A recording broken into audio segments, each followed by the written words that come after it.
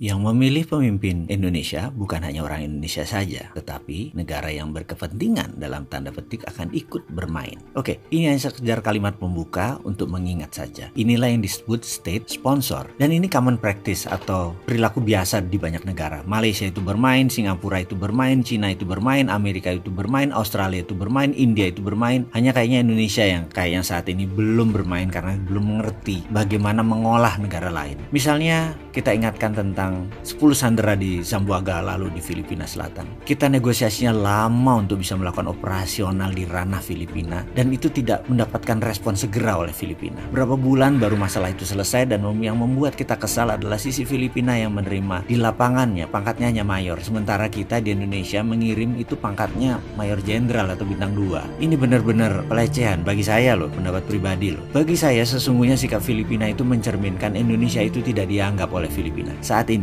kalimat ini mungkin banyak membuat geram orang. Kok bisa Indonesia tidak dianggap oleh Filipina? Tetapi banyak sih yang pejabat mungkin karena tidak mengerti, jadi menganggap biasa-biasa aja hubungan dengan Filipina. Tapi tidak bagi orang yang memahami bagaimana tata negara yang benar. Jadi saya berani mengatakan bahwa Indonesia itu tidak dianggap oleh Filipina. Kita mundur sebentar ke zaman Pak Harto waktu berkuasa dulu. Bandingkan dengan peristiwa pembajakan Woyla yang mendarat di Don Muang, Thailand. Indonesia diperlakukan beda oleh Thailand waktu itu dibandingkan dengan Filipina sekarang. Dengan reaksi cepat Pak Yoga, Pak Beni, dan Pak Harto dalam waktu 2 jam sudah mendapat clearance izin dari Menteri Pertahanan Thailand dan Indonesia bisa mendaratkan pasukan di sana dengan full battle suit dengan menggunakan baju dan perlengkapan perang yang lengkap. Pronto, segera. Sebentar, sebut intermezzo ya. Saya mau memberikan pelajaran pengingat bahwa ada istilah militer kalau berkenan ya. Begini, sebuah negara tidak akan mengizinkan tentara negara lain masuk ke wilayah negaranya dengan full battle suit. Tidak boleh masuk sebuah negara dengan menggunakan baju perang karena itu bisa diartikan adalah okupansi atau penaklukan. Jadi, kalau masuk tidak boleh pakai baju perang atau bawa peralatan perang, harus pakai baju harian biasa atau sipil. Dalam kasus tentara Indonesia di Filipina, kita itu harus copot ornamen perang kita dan kita jadi swasta di sana.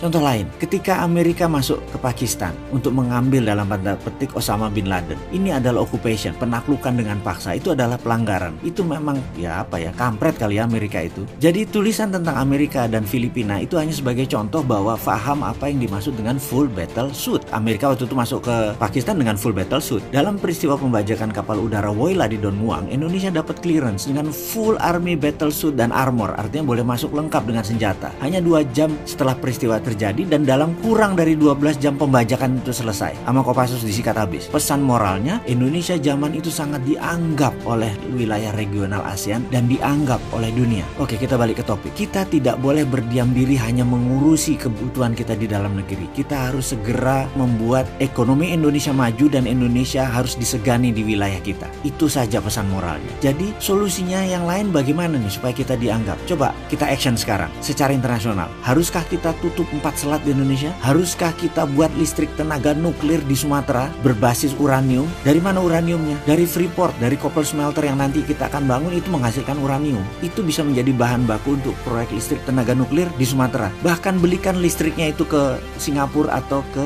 Malaysia. Mereka butuh listrik. Atau ada cara lain yang lebih positif seperti Gajah Mada waktu menaklukkan Nusantara dulu. Pertanyaannya sekarang, ada nggak sih yang berpikir tentang bagaimana supaya membuat Indonesia dianggap oleh dunia?